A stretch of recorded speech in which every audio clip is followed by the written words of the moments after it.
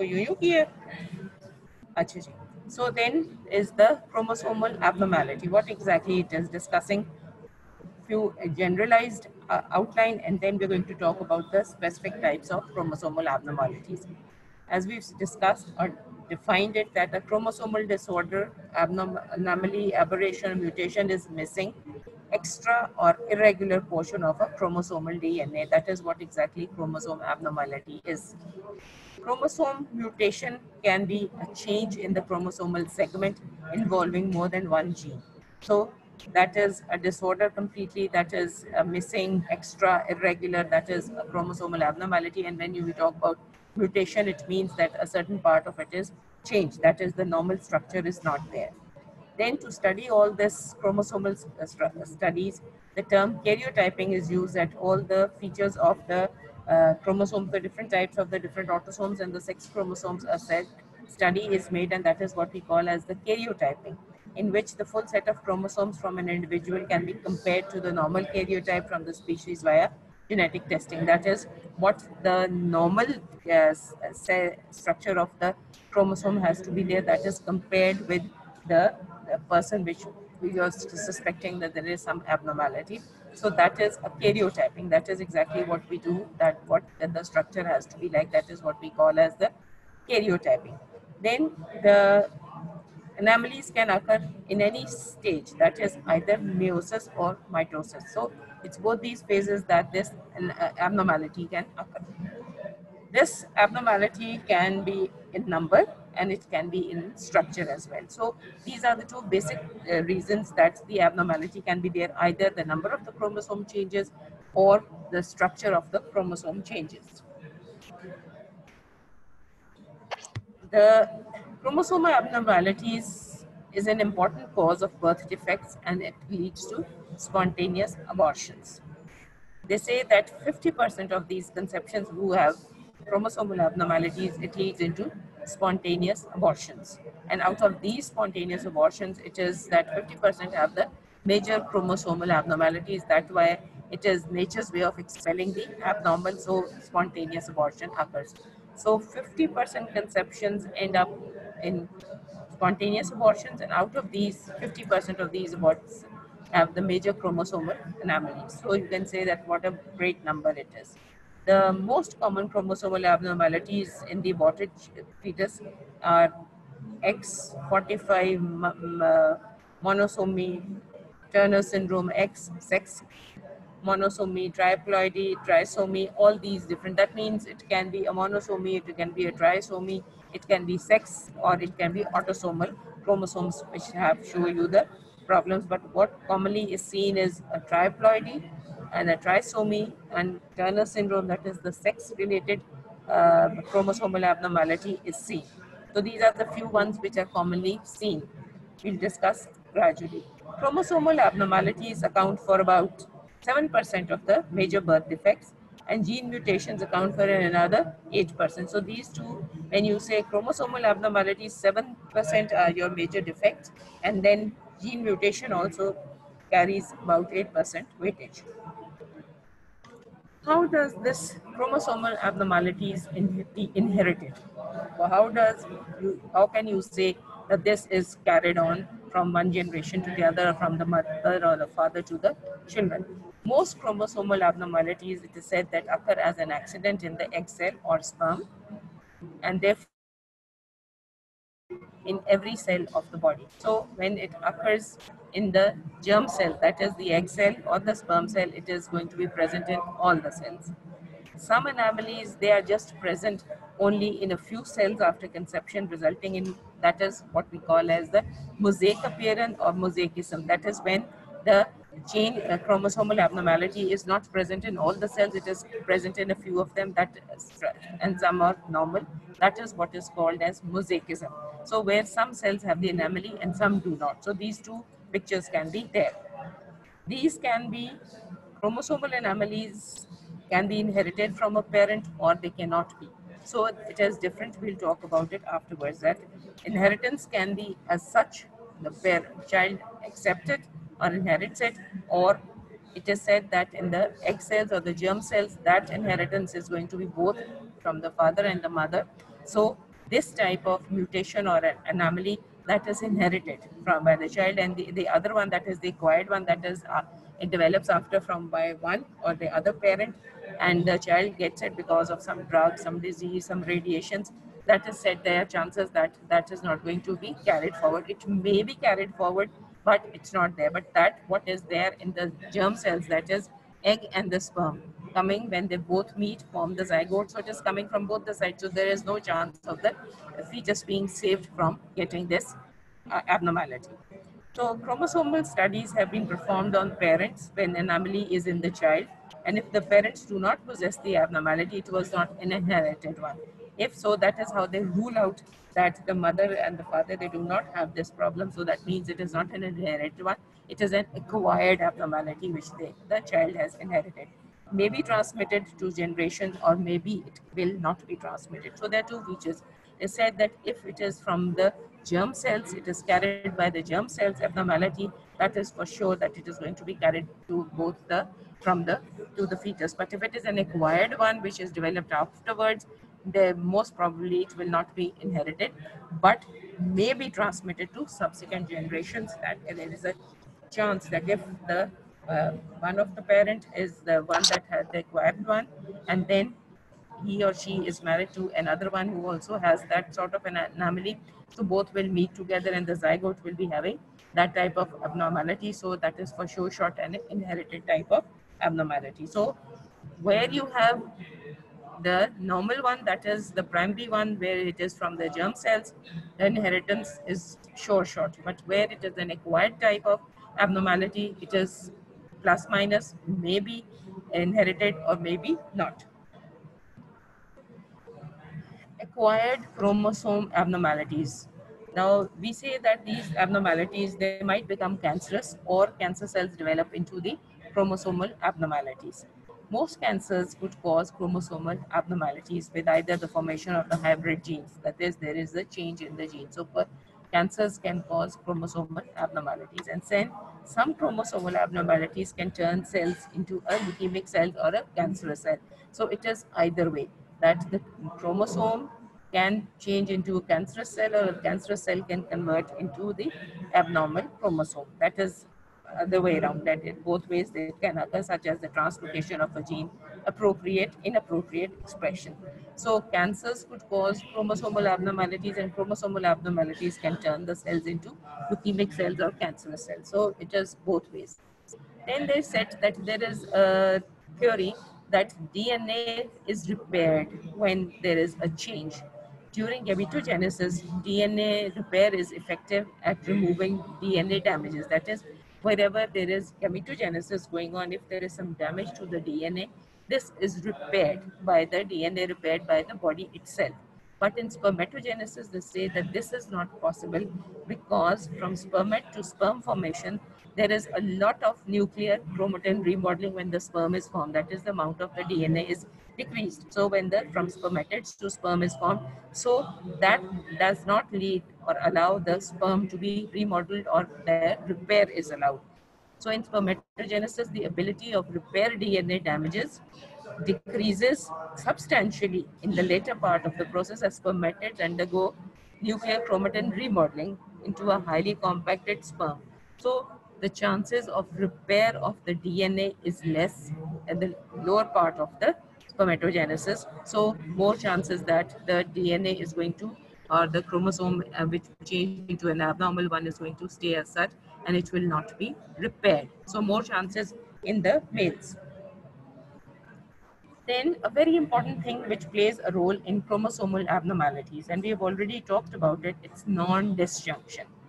That is gametogenesis, and when you do the gametogenesis, mitosis and meiosis, that is, the chromosomes are aligned, homologous chromosomes align at the equator. Then there is splitting up of these chromosomes. Somewhere it is the splitting up of the pair of the chromatids, somewhere it's just the splitting up of the chromatids. That is disjunction. So each daughter cell is going to have equal number of chromosomes, but it might be so that this equal number of chromosomes is not there. They get an irregular sort of division of the chromosomes. That is what we call as non-disjunction. The failure of the homologous chromosomes, that is paired, or sister chromatids, that is forming one chromosome, there to separate properly during cell division. That leads to non-disjunction. Most embryos cannot survive with a missing or an extra autosome and are spontaneously aborted. That means autosomes, not the X ones. If the 46 is not maintained, and then these autosomes, one is empty and the cell, and the other is getting the extra one, that cannot be uh, sustained by the body or the embryo, and so that leads to spontaneous abortion, and that is because of non-disjunction or a chromosomal abnormality. Then they say that there are three forms of non-disjunction. One is the failure of the pair in meiosis 1, failure of cystochromatid in meiosis 2, or failure of cystochromatid during mitosis. So any of the three phases, this non-disjunction can occur, and this non-disjunction is the main culprit which causes chromosomal abnormalities, changing the structure and the number of the chromosomes by irregular separation of the chromosomes. So it can happen in any of these three phases. So these are the types. Non-disjunction results in daughter cells with abnormal chromosome numbers. That is what we call as aneuploidy. That is the term you must know. That will cause the abnormal number of chromosomes. That is what we call as aneuploidy. This is the basis why chromosomal abnormalities occur. Then non-disjunction occurs during mitosis. We call it mitotic non-disjunction. Some conditions produce mosaicism, that is, the irregularity is found in some of the cells and not in all of the other cells. That is, it is going to give you a mosaic appearance. Sometimes the chromosomes are going to break, pieces of one chromosome attached to another. That is what occurs, and this translocation may be a balanced one, that is the genetic material stays or a break and union occurs between two chromosomes. Critical genetic material change is not there. The amount of the chromosomal material or the genetic material is the same, so it is a balanced one, and so this translocation is not going to give you a malformation. But whereas it is a part of the chromosome is lost, an altered phenotype is produced. That is, all of a sudden that one chromosome has less number of the genetic material and the other one has a lot more. So the phenotypic appearance, that is what is the external appearance, that changes at all. So that becomes an unbalanced genetic material presentation. So that is going to be a chromosomal abnormality. That will lead to a chromosomal abnormality. So the genetic material has to be the same in order to prevent from the chromosomal abnormalities to occur. But if the genetic material is the same, that is, it's in the cell or in the chromosomes, then it will be called a balanced type of translocation, and the other would be an unbalanced. So this will not affect and cause you chromosomal abnormalities. There are numerical abnormalities. We said they can be number-wise or they can be structure-wise. In the numerical abnormalities, what happens is that normal human somatic cell that contains 46 chromosomes. This, when they divide, gametes contain 23, and gametes are haploid, or we say they are N, they're designated as N. The normal somatic cells are diploid, or they are 2N. That is how we represent it. So euploidy is the term that we say refers to any exact multiple of N, that is, it is a diploid or a triploid. But aneuploidy is a term which is not euploidy, that is an excess or less of the chromosome which is there. That is what we call as aneuploidy. That is when an extra chromosome is present, trisomy, or when one is missing, it is monosomy. So this is aneuploid. We have diploid or triploid, that is what is euploid. So, but basically in chromosomal abnormalities, you have is aneuploid, that is an excess or less of the chromosomes. The abnormalities in the chromosomes may originate, as we've already said, in the meiotic or the mitotic division. It can be either in the autosomes or in the sexomes. So there is no specification or no limitation in what cell or in what division that this abnormality can occur. So it's both sex cells and autosomes, whereas meiotic and mitotic division. And this abnormality, chromosomal chances are more in females. If you remember, we said the term when the chromosomal division or meiotic division is withheld for a longer period, and gradually it is when the incidence of chromosomal abnormality, including non-disjunction, increases with age, especially at 35 years and older, because they until and unless they are not fertilized, they do not complete their second meiotic division. So those which are held in or they stop in the metaphase of the first meiotic division, that is going to be exposed there, and so they have all the chances of dividing. So that is what I told you, that this is being exposed. So that if the mother is being exposed all the time during her life to all sorts of abnormal exposure, ionizing radiation or drugs or everything, ultraviolet rays, that is going to lead more of these numerical or the chromosomal abnormalities because of this reason. So chances of having chromosomal abnormalities is more in females who are 35 or above that. That means more time for the exposure of the chromosomes. Aneuploidy. We said aneuploidy originates during cell division when non-disjunction occurs. So one term was the non-disjunction, which led to aneuploidy. These two play a role in all this chromosomal abnormalities. The presence of abnormal of chromosomes in a cell, for example, human cell 44 or 45 or 47, other than the normal 46, that is aneuploidy. A cell with any number of complete chromosome set is called a euploid, but that is extra or missing is genetic disorder, and it is called your aneuploidy. Right? So some cancer cells can also have abnormal number of chromosomes. About, they say, 68% of solid tumors are aneuploidy. Most of the cases of this type aneuploidy, extra chromosomes among live births are the result in miscarriage, and that is the commonest effect that occurs. And among the live births are 21 chromosome, 18 and 13. These are the three which are autosomes, which are the commonest ones which are involved in certain diseases. Changes in the chromosome number is not necessary that it will be there in all cells. So again, this change will be, if only in a few, it is going to produce a mosaicism, and it will going to give a lesser amount of the chromosomal abnormality, and the severity would be less as compared to those who have chromosomal abnormalities in all the cells. So these all features are going to play a role whether the abnormality is present in all the cells or it is present in the few of the cells, or it is showing a mosaicism appearance. So these two factors play a very important role. So in chromosomal abnormalities, the two important things that play a role is the non-disjunction and non-disjunction leading to aneuploidy. So these two things are leading to these chromosomal abnormalities.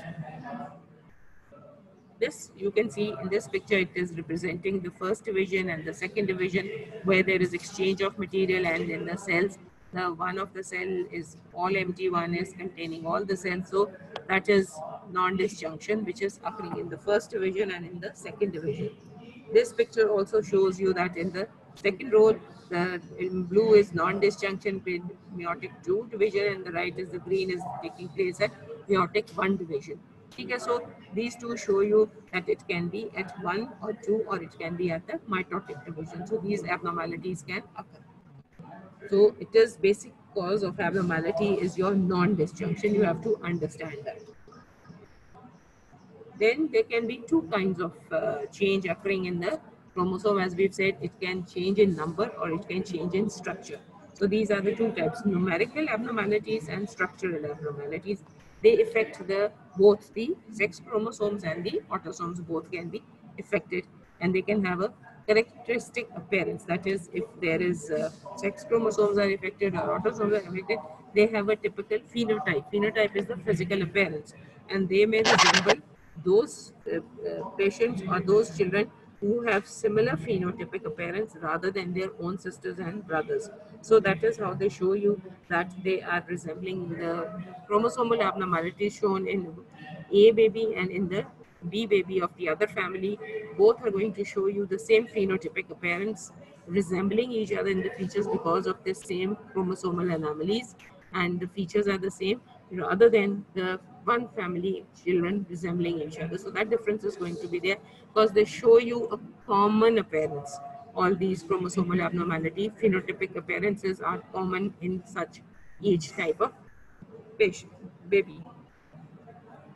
Numerical disorders, what can be there in number? They are called aneuploidy. That is, either one is empty or the other is excess. Individual is either missing a chromosome monosomy, that is one is less, that is Turner syndrome. In this, it is a sex chromosome. So you can put it both ways, Turner syndrome into sex as well as the autosome, but basically the number is less. Have two or more, that is more than the normal, that is it can be a trisomy or it can be a tetrasomy, and Down syndrome in trisomy 21 chromosome, that is a Down syndrome is a very good example, that is a trisomy, and Turner syndrome is a monosomy.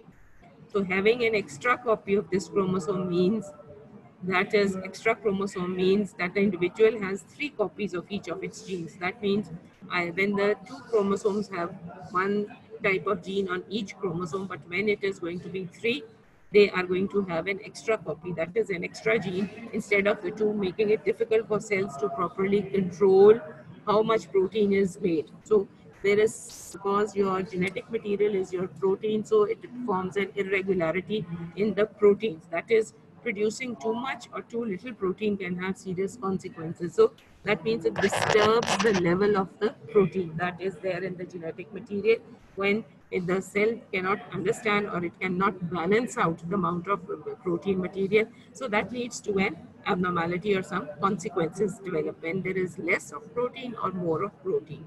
So the frequency of, again, advanced maternal age. The same factor is non-disjunction, and trisomy 21 is because more common in advanced maternal age, and same because of the non-disjunction. So everything is bogging down to the same factors. Then there can be a sperm aneuploidy. That was autosome. This is sperm aneuploidy. Exposure of male to certain lifestyle can lead to a sperm aneuploidy. And in that, it can be tobacco smoking, occasional exposure to insecticides, perforated compounds or fluorine compounds. All these, if there is an exposure of the father to all these things, that can lead to damage to the sperm, and so because of that, the sperms can be affected and leading to a sperm aneuploidy. So these can also, that was, so it was autosome plus sperm aneuploidy can occur. If you see, this is a picture of the numerical abnormalities. This just shows you monosomy and trisomy, a picture. In this picture above, it is shown that one chromosome is missing. Trisomy in individual, it is instead of 2, all of them are pairs, homologous, but in the lower one, you can see that it is 3 instead of 2. So that is a trisomy. So this is what you exactly get. And this is all a feature of karyotyping that you see. And in that, you can assess whether the chromosome is extra or less. So then you can fit in the features. So these are numerical abnormalities, the number of the chromosomes that is missing. This picture also, number 21 chromosome, you can see there are 3. All the others, they are pairs, they are 2. So this is also a picture which shows you an excess or a picture of trisomy, right? And it is the number 1. 1, 2, 3 is what is written is the numbers of chromosomes. That is 23 pairs, 22 of the chromosomes, and the 23 and 22 to 23, and then you have this X and Y, that is the sex chromosomes. What can occur because of all this aneuploidy or non-disjunction? The result of this error is a cell with an imbalance of chromosomes. Such a cell is said to be an aneuploid cell, because when the number is less or more, it is called an aneuploid cell. Loss of a single chromosome is referred to as monosomy, and gaining is referred as trisomy. An aneuploid gamete is fertilized. A number of syndromes, if the aneuploid gamete, mother or the father or both, they are fertilized, a number of syndromes might result. That means the baby that is born is going to show you features of that abnormality, and that is what we label as many factors together or many points which the baby shows. That is going to be called as, labeled as a syndrome. So a number of syndromes might result. This, when you have monosomy, the most commonly known that you see is Turner syndrome, because the others, they do not survive. Others are lethal during fetal life. Only the one that survive is the Turner syndrome. Survival is better if there is mosaicism, that is, all the cells are not carrying the abnormal cells, or the number of chromosomes is restored via duplication, that is, of the single. There is a process in which they say that the chromosomal number is restored via duplication or of a single monosomic chromosome, it is said that if there is a process, what they call it as chromosome rescue, they say that in the parents it has seen that this irregularity is come at rescue by a process what we call as chromosomal rescue, that it converts or restores what we said, the repair the DNA and it restores it to the normal level. So if that is done or chromosomal rescue is done, then the child will survive. And these two factors will save the baby. Otherwise, it is abortion that is going to occur. They say overwhelming majority, 99, greater than 99% of fetus with only one X chromosome karyotyping others are spontaneously aborted. So only if these two factors are there, that is chromosome rescue, that is the damage is repaired of the DNA, or there is mosaicism, all cells are not involved, only then there are chances that the baby will survive. Otherwise, 99% of the fetuses in monosomy, they are going to be aborted. When in this Turner syndrome, those fetus which survive, they have a female appearance because it is only the X, characterized by absence of ovary, short stature, webbed neck, lymphedema, extremities, skeletal deformities, broad chest, wily face, nipples. But the chromatin body is negative. That is, the bar body is negative because one X is going to be normal and the other euchromatin and the other is going to be the heterochromatin. As it is just X, you see it is just XO, so this is just one, so it has to be the active one, so it is going to show you a chromatin body negative, so the bar body will be negative. Then there is a condition what we call as triple X syndrome, or infantile scanty meniscus, and that is the periods and the mental retardation. That is, there are three X's, that is a trisomy. They have two sex chromatin bodies because they are in this, they are going to have two sex chromatins because they have two chromosomes which are going to be heterochromatin, or they show you bar body. So that is the difference. And when you have monosomy, one X that is active, the other one is not there, so it's not going to show you the bar body. But when you have an extra chromosome, you're going to have two because already one was present, and when one is there, there is going to be another bar body. So in this triple X syndrome, you have two bar bodies, you see. This is the picture of the Turner syndrome. Then there is, that was monosomy. Then there is the autosomal trisomy. A chromosome other than the sex chromosome X and Y is present in 3 copies instead of the normal number of 2 in the diploid cells. That is, the sex chromosome X and Y is present in 3 copies. That is, more than one is there. Down syndrome. Down syndrome, a trisomy of chromosome number 21. Trisomy occurs in at least 0.3% of the newborns and is nearly 25% leads to spontaneous abortion. Turner's was 99% abortion, leading to causes of pregnancy waste, and is the most common cause of mental retardation. You have seen babies advanced maternal age again is leading to non-disjunction, and non-disjunction leading to Down syndrome. That is a 2 and 2 together, and all the features they fit into it. This is a picture of the baby of a typical facies. That is the Down syndrome. So I told you about the Simeon crease when we talked in the general embryology. They say that those babies who have this line, that is the Simeon crease. That is characteristic of this transverse crease. That is characteristics of babies who are chromosomal abnormalities, and in case of the Down syndrome.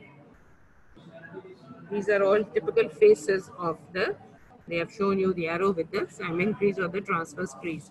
So they are the typical features. This picture in black, that is the typical faces of a Down syndrome baby. Then others can be Edwards syndrome, trisomy of chromosome number 18 can be affected, syndrome trisomy of 13 that can be affected. These are slightly more compatible with life as compared to the other one. Down syndrome was trisomy 21, monosomy is Turner syndrome. These are both the abnormalities that you see in trisomies. Then is sex chromosome aneuploidy. The sex chromosome aneuploidy is the term sex chromosome aneuploidy, conditions with an abnormal number of sex chromosomes. That is 0. Other than XX female or XY, it is that is 0. That is either more or less. normal is there and it does not have that. That is what we label as aneuploidy. That is irregularity. That we were talking about was the autosomal aneuploidy. In this, very important one is Klinefelter syndrome, which you can see it is 47. You have double XY. The chromosomal number is double XY. Is the most common sex chromosome aneuploidy in humans. Hypogonadism and infertility in men. It is seen in men. 80% with this syndrome have one extra X chromosome resulting in the karyotype XXY. So a male has to be XY, but in this one is extra, so you should expect a bar body to be positive. The other cases that you see in the sex ones can have all these sorts of pictures which are there, or structural abnormalities can be there. So the commonest sex chromosome abnormality or aneuploidy is Klinefelter syndrome, which shows you an extra X. You see these pictures, hypogonadism and infantile. There's another condition is trisomy X is a form of sex chromosome aneuploidy where females have 3 instead of 2 X chromosomes. So that is they are mildly affected by neurophysiological and physical symptoms. XYY male, super male. This incidence of XYY syndrome is approximately 1%. It is seen, it is called as the cases. Many cases remain trisomy X, that is 47, triple X can be there. So all sorts of presentations can be there. X chromosome. This is a picture of the monosomy because and this monosomy of that was trisomy. This is monosomy of sex chromosomes. The best presentation is your Turner syndrome, and that shows you or a monosomy. There is one chromosome is less. How do you diagnose these is by chromosome DNA analysis. That is done and then you diagnose the amount of chromosomal number which is there. Okay. Then from monosomy, disomy, trisomy, and the di is the normal trisomy. Then we have tetrasomy and pentosomy. Persons with these abnormalities of 4 or 5 sex chromosomes. So tetra and 4 and penta is 5, so you can have more than that. The extra sex chromosomes do not actually accentuate sexual characteristics. They do not show you the features of the sex. And usually, the greater the number of sex chromosomes present, greater is the severity of mental retardation and physical impairment. They do not show you extra features. It's just that they show you a mentally retarded position that is there, the baby shows, and the sex cells would be more. So, tetrasomy and pentasomy can be there. What are the structural abnormalities? These were all their numerical abnormalities, that is change in the number. So you can have monosomy, you can have trisomy, you can have tetrasomy, and you can have pentasomy. So Turner syndrome is in the sex as well as in the monosomy, a best example. The Down syndrome is your trisomy, and best example of trisomy, and there you have the sex aneuploidy, that is Klinefelter syndrome. Right, now we go on to the structural abnormalities, what can occur. The chromosome structure is altered, can take several forms. What all can occur is deletion. A portion of the chromosome is missing or deleted. That is these two syndromes, Jacobson or Hirschhorn syndromes. These are, that is a part of it is missing or deleted. Duplication is portion is duplicated, resulting in extra genetic material. Deletion is less of the genetic material. Translocation, a portion of one chromosome is transferred to another chromosome. There are two main types in this. One is reciprocal. Two segments from two different chromosomes have been exchanged. Robertson translocation, an entire chromosome is attached to the other at the centromere. So these can be of two types. So you can have a deletion, you can have a duplication of the material, or you can have a translocation. Let me show you these pictures. You see this. This is a translocation. That is, material is swapped with the other chromosome. That the change in the chromosome is there. If you see this, a deletion, genetic material is missing. It shifts over to this other chromosome. Single chromosome disorder. Duplication can occur. Genetic material is present twice. If you can see with the arrow, it has been changed. The inversion, the structure is changing. That is, the place of genetic material is flipped from one place to the other. The arrangement is changed. So this all is single chromosome disorders that can occur. What is inversion can occur? A portion of the chromosome has broken off, turned upside down and reattached. So therefore the genetic material is inverted. If you see this inversion, if you see this in this third picture, it is a genetic material is flipped from the lower position, it goes to the upper position. That is inversion. The genetic material is inverted. Then you have insertions. A portion of one chromosome has been deleted from its normal place and inserted into an other chromosome. You see this insertion. Genetic material is added from another chromosome. It has been deleted from one and it is added into the other chromosome. That is insertion. From one, it has been inserted into the other. Then rings. A portion of the chromosome has broken off and formed a circle or a ring. This can happen with or without loss of genetic material. That is, rings can occur. If you see this in this one, it is the ring chromosome. That is, a portion is removed and they form a ring. They break, a part of it may be removed from it, or it can be a complete one. That is, it forms a ring. The shape of the chromosome changes, right? This again shows you, first picture is your deletion. Then the second one shows your duplication. The chromosome length becomes more. Inversion is from below, it goes upwards.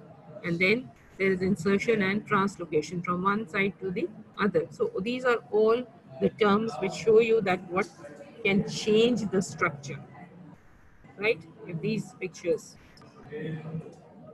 that was the ring. Then there is isochrome formation, formed by the mirror image copy of a chromosome segment, including the centromere. You see this. This is in the F. See, there is one segment, that is another one is formed. It is separates out, and with the separation of the centromere, splitting up of the centromere, then there is a mirror image copy of this chromosome which is formed. So that is called an isochromosome. That is the same type. So you can say it is sort of a duplication of the chromosome that can occur. That is formed by a mirror image copy of a chromosome segment, including the centromere. You have seen that. Chromosomal instability syndromes are a group of disorders characterized by chromosomal instability and breakage. That is, many types of chromosomal abnormalities are there, and it is an unstable chromosome. They often lead to an increased tendency to develop certain types of malignancies, right? So these are the different types of abnormalities, changes which can lead to structural changes. See this: insertion, translocation, deletion, duplication, inversion. All these, they show you the different pictures. If you see a reciprocal transfer A in this, that is from above below, then B is your deletion of the terminal part, C is the ring formation, D is the duplication, that it is added and becomes longer. The two same type paracentric inversion in E, that is the from above below it has changed. So all these indicate how the structural abnormalities are produced. So these are the events which lead to the structural chromosomal abnormalities, which have to be the normal one. Then structural chromosomal abnormalities. That was the way we said in the numerical one. The cause of the numerical changes is your disjunction and leading to aneuploidy. Aneuploidy led into the numerical aberration or the numerical abnormalities. Structural chromosome, all this deletion, inversion, duplication, all these, they are the basis and they lead to structural chromosomal abnormalities. So in what are the different types of chromosomal abnormalities which result because of all these steps? Usually result from chromosome breakage. Breaks are caused by environmental factors, which can be viruses, radiation, and drugs. These are basically your teratogens, what we label as. So if it is a partial breakup, that is what we call as Purdue-Chatt syndrome. If it is a micro deletion, the characteristics are different. If it is from a with how it is represented, depending on the genetic material, if it is coming from the mother or it is coming from the father. That is, when the chromosomes are being crossed over, how does the material come from and where, and what picture does it give? So that is called the genomic imprinting, because of the whether it is a maternal chromosome or whether it is a paternal chromosome. So according to that, if it is a maternal chromosome, the result is called the Engelmann syndrome. And if it is a paternal chromosome, this is Prader-Willi syndrome. So this depends on a deletion, which is differentially expressed depending on genetic material inherited from the mother or from the father, and that is all the genes, they are imprinted. So that is what is called, the process is called the genomic imprinting. That is when the deletion occurs, where does the deletion occur, whether the part is coming from the mother or the father chromosomes. That is what we say, that is called genomic imprinting. And if it is a maternal chromosome, the disease has been called as Engelmann syndrome, and if it is from the father, it is called the Prader-Willi syndrome. And if it is either of the parents, these two names syndromes, that can be Lee-Decker syndrome or Villo-Cardio-facial or Sprint-Nissen syndrome, these can occur. So it can be either one, if it can lead to this, or if it is mother. So these are the structural defects which can occur, and I told you the cause that can lead to the structure change in the chromosome. You can see all these pictures.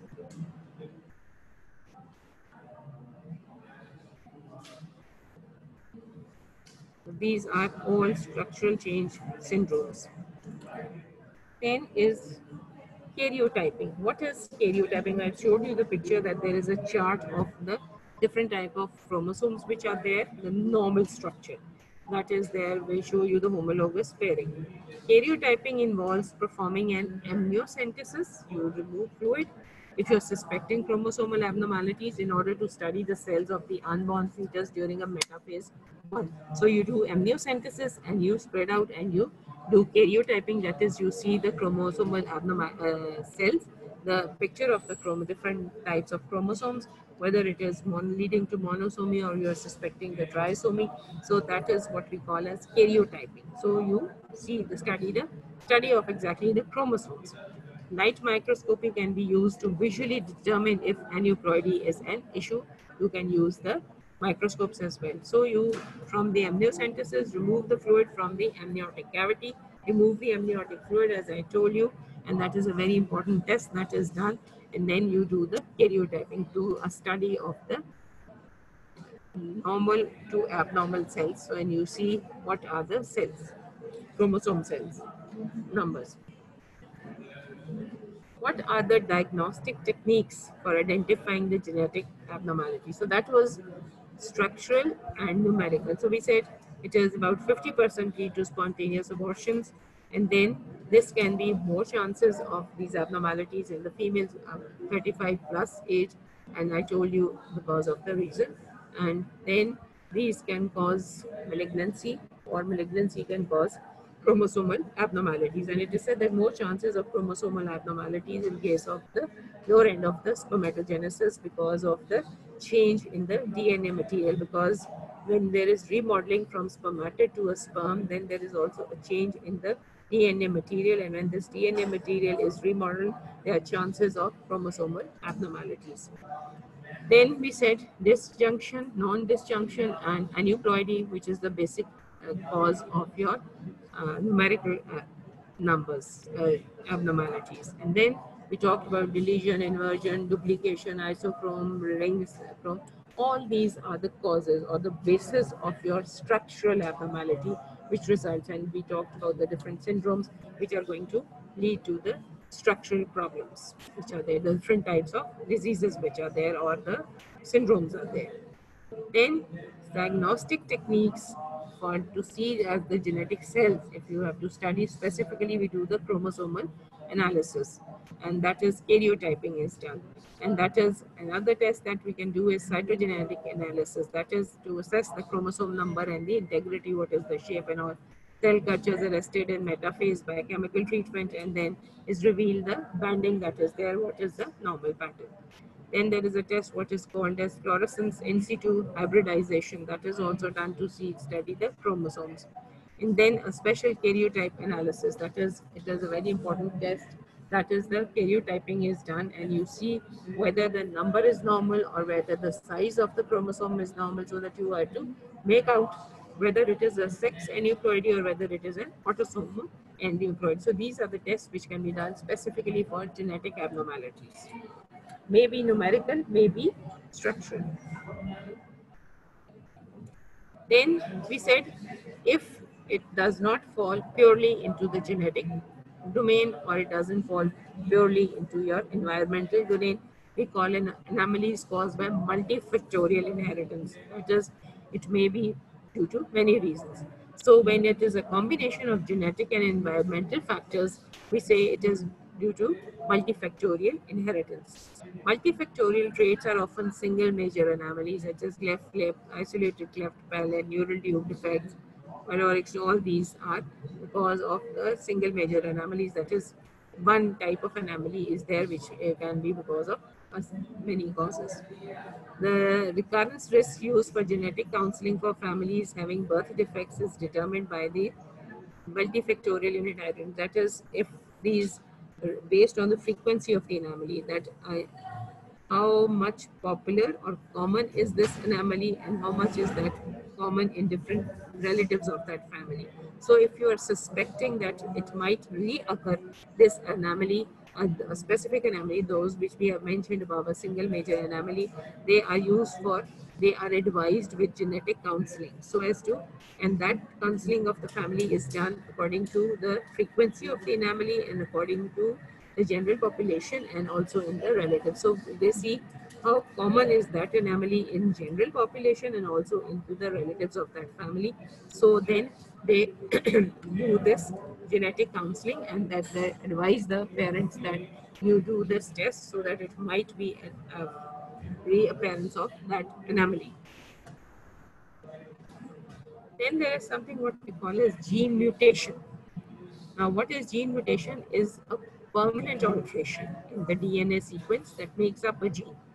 So there is a DNA permanent change in the DNA, that the structure is completely changed such that the sequence can differs from what it is found in most people. So the gene altogether changes.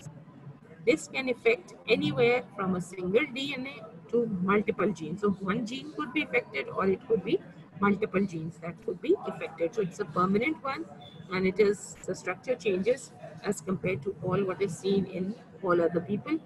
One gene can be affected or more than one gene can be affected. There are two types of genes that the process that can be classified two major types ways. One is hereditary mutation that can occur. It is inherited from a parent and are present throughout a person's life in virtually every cell in the body. So there is no mosaicism. It is called germline mutation. And I told you germline mutation is present in ova plus the sperm both. So it is called germline mutation and we said germline mutation problems are going to be carried on family wise, that is by inheritance, because it is present in both the cells, so there is no chance that somebody is going to miss it out. So are present in the parent's egg or sperm cells, which are also called the germ cells. So fertilized egg cell receives DNA from both the parents. If it has mutation, the child grows from the fertilized egg will have the mutation in each of his or her cells. Okay, so this is called a hereditary mutation, that it is going to be transferred on if it is in the sex cells. And then is an acquired mutation or somatic mutation, occurs at some time during person's life and are present in only certain cells and not only in all cells. So that is mosaicism is there. It is caused by environment, ultraviolet rays, DNA copies during cell division, changes might occur. So these cannot be passed on to the next generation because it has affected that chromosome in the specific person due to a specific reason.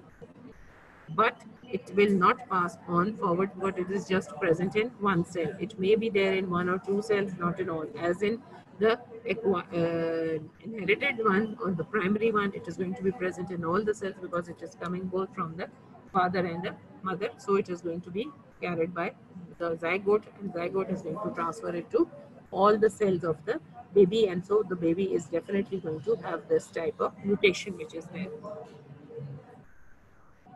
So then there is something what we call as polymorphism. It is most disease causing gene mutations are uncommon. Many they do not show in the features in the generations. That is, it's not necessary that it is going to be a malformation.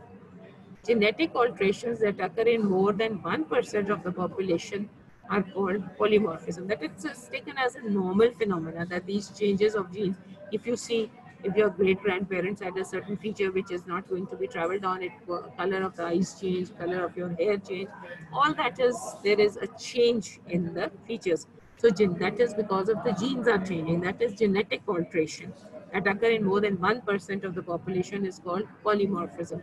This is common enough to be considered a normal variation in DNA. It's not a mutation, it's just called a variation. So this can be 1 to 2% people it can occur, and it is called a normal variation in the DNA. And this can lead to differences between people such as eye color, hair color, blood type, all that.